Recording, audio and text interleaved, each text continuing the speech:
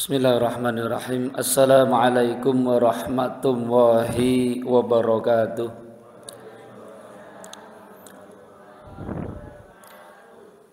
Bismillahirrahmanirrahim. Alhamdulillahi rabbil alamin. Alhamdulillahilladzi anzalal Qur'an hudal linnasi wa bayyinatin minal huda wal furqan. Asyhadu an la ilaha illallah wahdahu la syarikalah. Wa asyhadu anna sayyidana Muhammadan abduhu wa rasuluh. Rabbi shrah li sadri wa yassir li amri wahlul 'uqdatam min lisani yafqahu qawli. Rabbi yassir wa la tu'assir 'alaina ya karim. Raditu billahi rabba wa bil islami dina wa bi Muhammadin nabiyya wa rasula. Rabbi zidni ilma warzuqni fahma amin ya rabbal alamin. Qala Allah ta'ala fi kitabihil karim a'udzu billahi minasyaitonir rajim. Bismillahirrahmanirrahim. Wa nunazzilu minal qur'ani ma huwa shifaa'un wa rahmatul lil mu'minin wa la yazidul zalimina illa khasara. Wa idza an'amna 'alal insani a'rada wa na'a bi janibi wa idza massahu syarru kana ya'usa kul kullu ya'malu 'ala syakilatihi farabbukum a'lamu biman huwa ahda sabila. Masyiral muslimin muslimat mukminin wal mukminat jamaah taklim Masjid Surau Ageng Al-Fatah yang mulia, yang berbahagia, yang lebih utama, yang dirahmati oleh Allah Subhanahu wa ta'ala. Insyaallah pagi ini kita semuanya mendapatkan curahan nikmat, barokah, hidayah, bahkan inayah untuk mendapatkan satu kenikmatan, satu kemuliaan, bahkan satu kehormatan dengan nilai amal ibadah. Insyaallah kehormatan, kemuliaan fiddin wa dunya hatal akhirah. Alhamdulillah pada kesempatan pagi yang cukup sejuk ini kita masih diberikan kesempatan oleh Allah untuk mendapatkan dua kenikmatan utama, yaitu nikmat jasmani dan yang lebih utama lagi adalah nikmat rohani. Baik, waktunya tidak begitu panjang. Kali ini kami menyampaikan satu materi. Sebetulnya materi ini sangat umum, tetapi materi ini betul-betul sangat luar biasa. Tadi kami ngambil materi Al-Quran amal yang paling utama, bahkan dikatakan ulama paling utama. Kenapa? Rasul mengatakan afdhalul ibadatil abdi bitilawatil Quran. Sangat pendek dan sangat mudah untuk dicerna. Seutama-utama ibadah seorang hamba bitilawatil Quran, kalau dia mau tilawah itu berarti membaca, mengucapkan, melafalkan Al-Quran. Jadi amal sing paling apik, sing paling utama, sing paling top, paling istimewa itu adalah Al-Quran. Jadi Quran menjadi amal yang paling utama. Begitu kan sholat tanpa Quran enggak sah. Minimal Al-Fatihah, meskipun lainnya banyak doa yang kita ucapkan sesuai dengan sunnah Rasulullah. Kita zikir juga banyak, bacaan Quran, bahkan setiap Ramadan kita pun juga selalu melantunkan tadarus Al-Quran. Jadi Quran ini bukan sekedar utama, boleh dikatakan amal yang paling utama.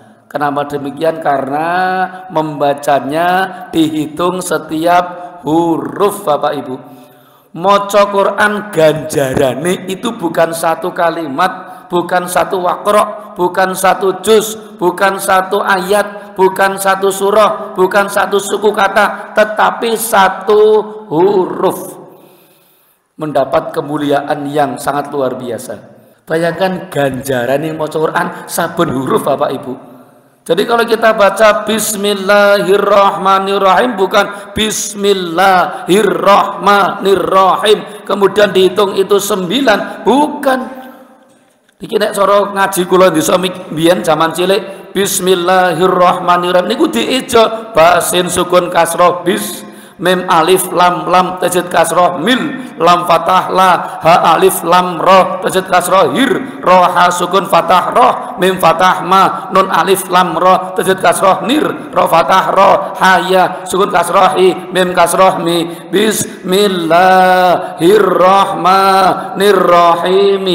Bayangkan bejo Pak, saniki penak meng a i u babi bu tati tu sapi itu kan instan. Dulu dicoba jadi tahu betul dalamnya.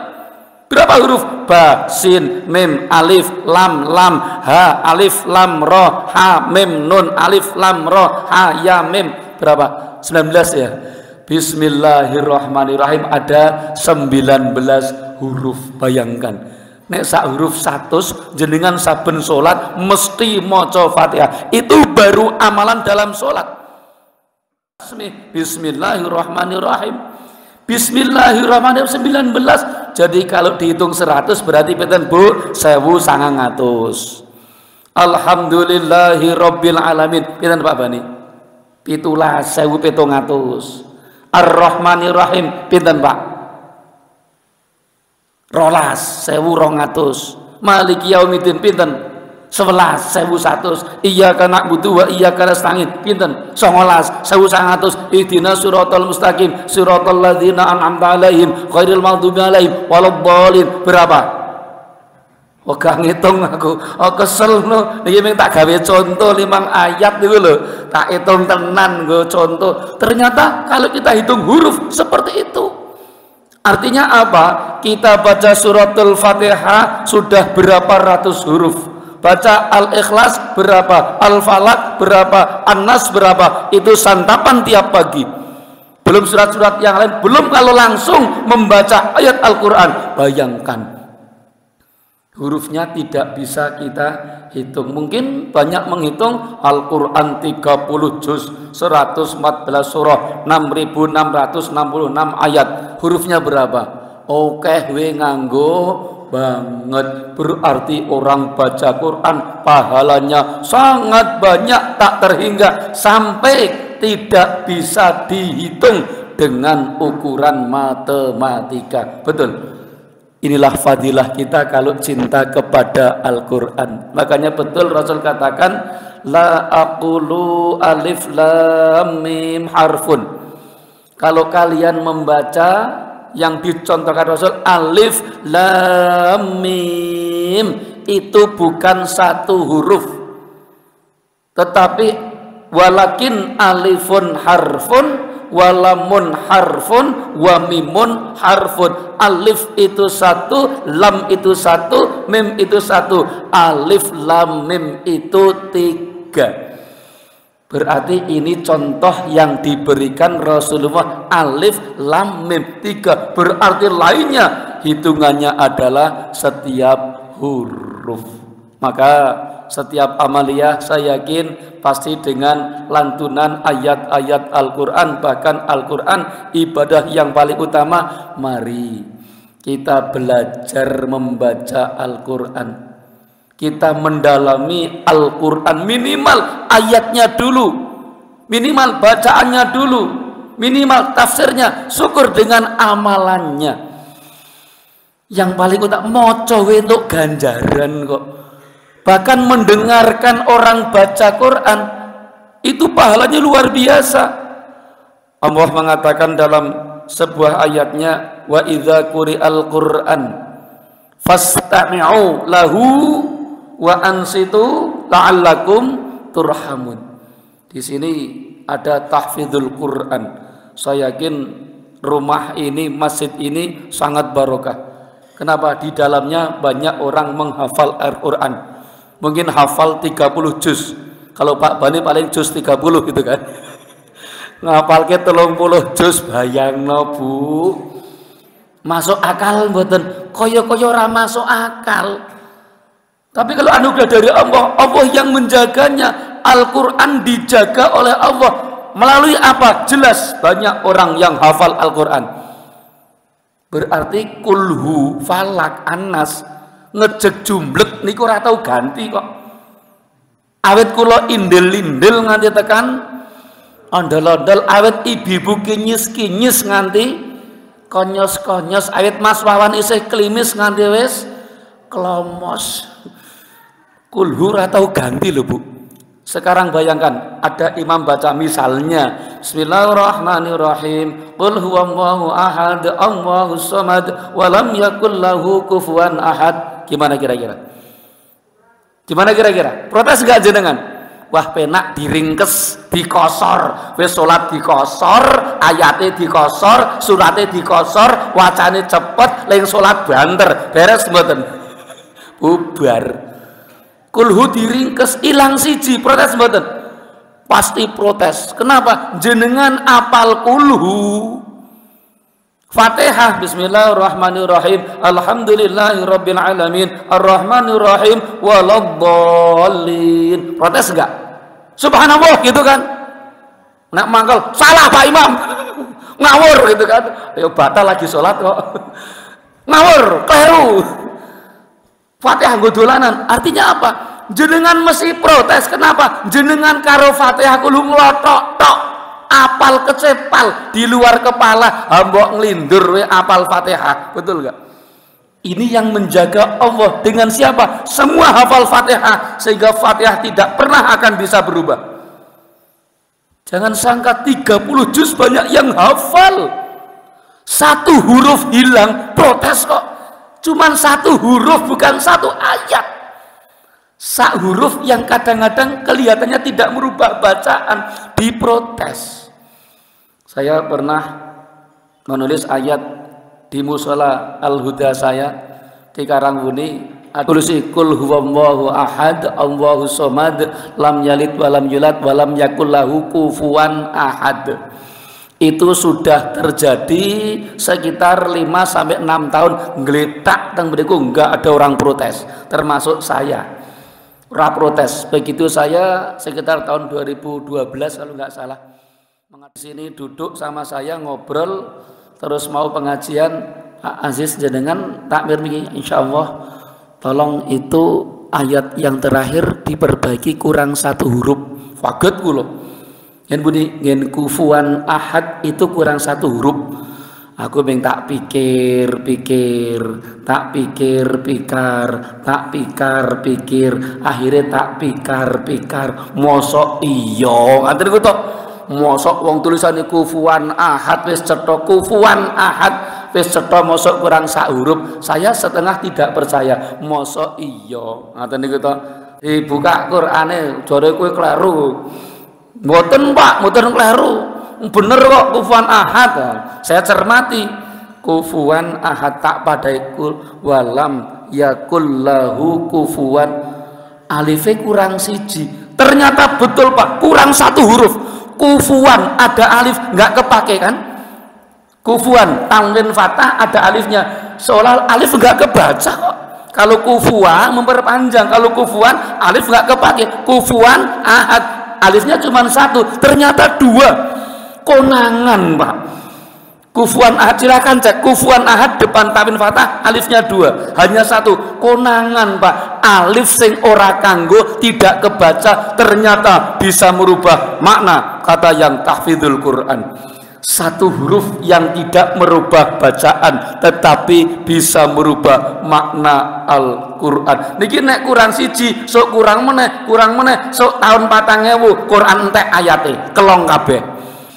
Nah makanya dengan dijaganya Quran, insya Allah Quran tidak akan pernah berubah dan tidak akan pernah usang dan tidak akan pernah ketinggalan zaman.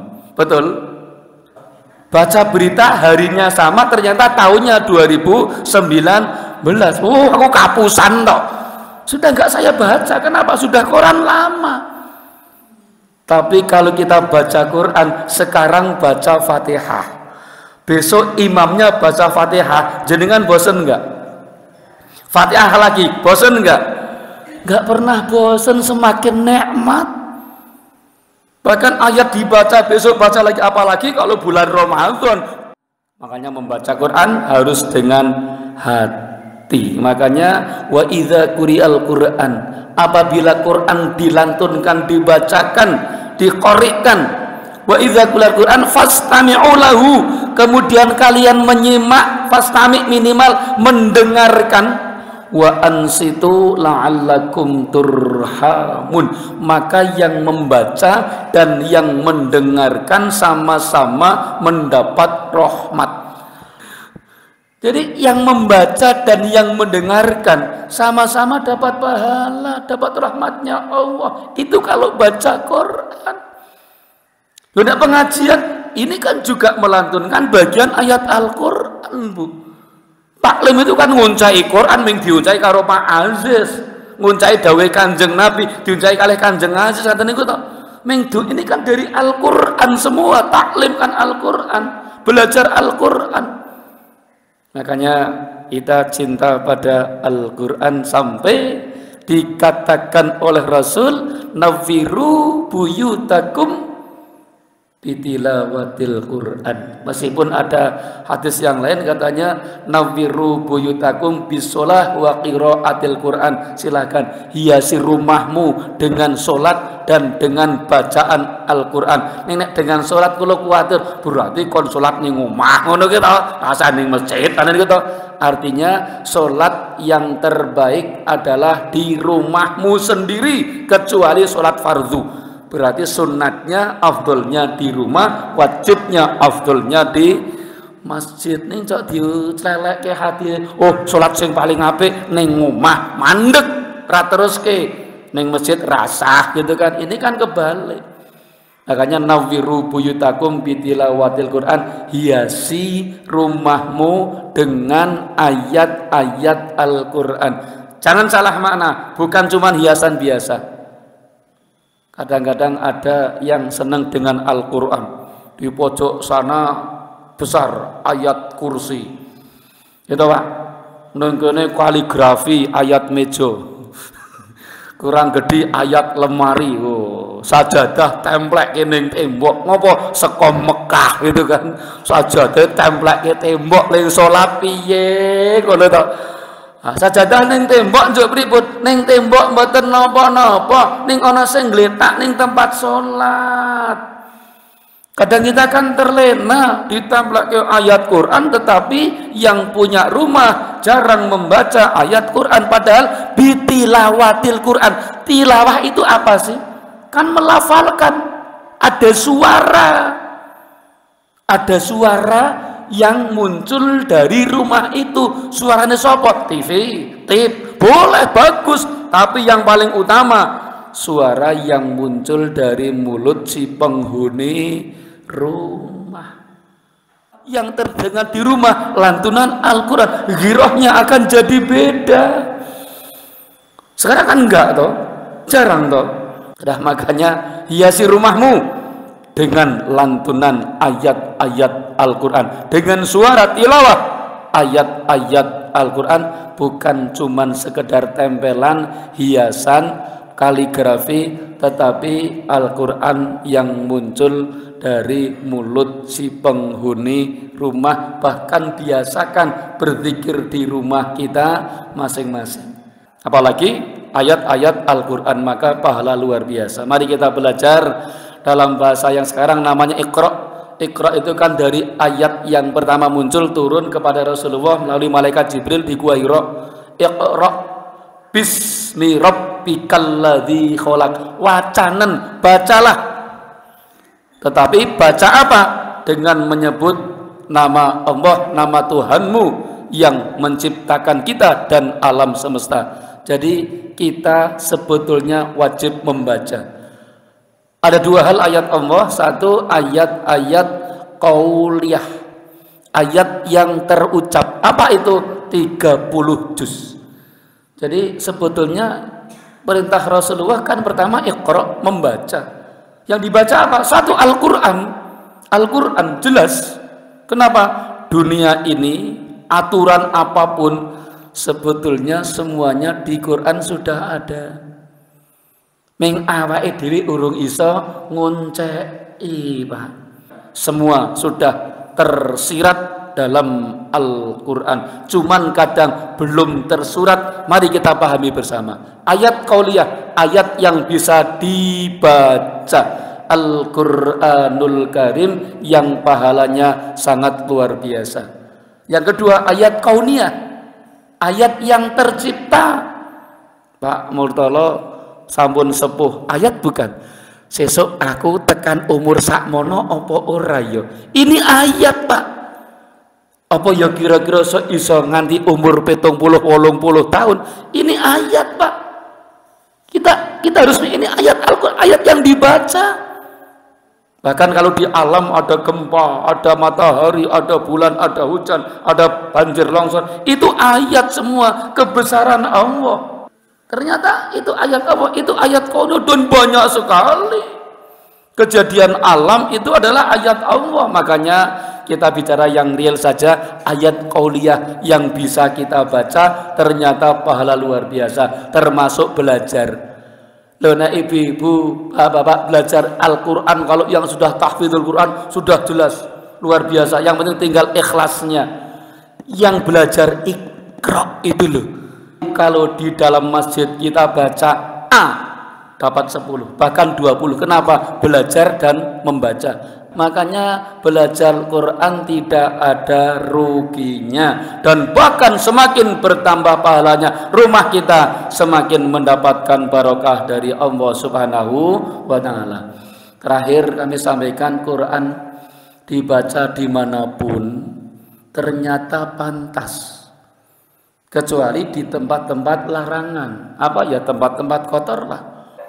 Di masjid lebih boleh, di rumah semakin boleh. Rumah yang gedung tingkat 20 atau di hotel yang mewah atau di rumah pinggir kali, neng omah sing elek, sing gubuk, sing wis arep ambruk, Quran dibaca pantas. Pagi, siang, sore, malam, petang, pantas, Pak. Cuman harus ingat waktu. Baca Quran jam 2 malam keras. Sedang belajar jadi imam, ngapalke surat niku, tanggane lara untu. Iku sapa lara untu malah bengak-bengok. Ya enggak bagus. Habluminasnya dijaga, waktunya dijaga dong. Meskipun setiap waktu boleh, bahkan dibaca pada acara apapun boleh. Artinya ada sisi habluminallah dan sisi habluminannas. Sehingga mari Bapak Ibu yang saya hormati, kita harus lebih cinta kepada Al-Quran, tunan ayat-ayat Al-Quran di masjid maupun di rumah kita masing-masing. Demikian jamaah, sudah lebih 5 menit yang kami sampaikan, karena materi ini juga cukup panjang kalau saya uraikan. Semoga yang sekilas ini tentang cinta Quran, amal utama kita dengan cinta Quran, membaca Quran, semoga menjadi santapan kita dalam setiap harinya. Tentunya barangkali kami menyampaikan ada hal-hal yang kurang berkenan, mohon maaf yang sebesar-besarnya. Saya akhiri, billahi taufik wal hidayah wa ridha wal inayah. Wassalamualaikum warahmatullahi wabarakatuh.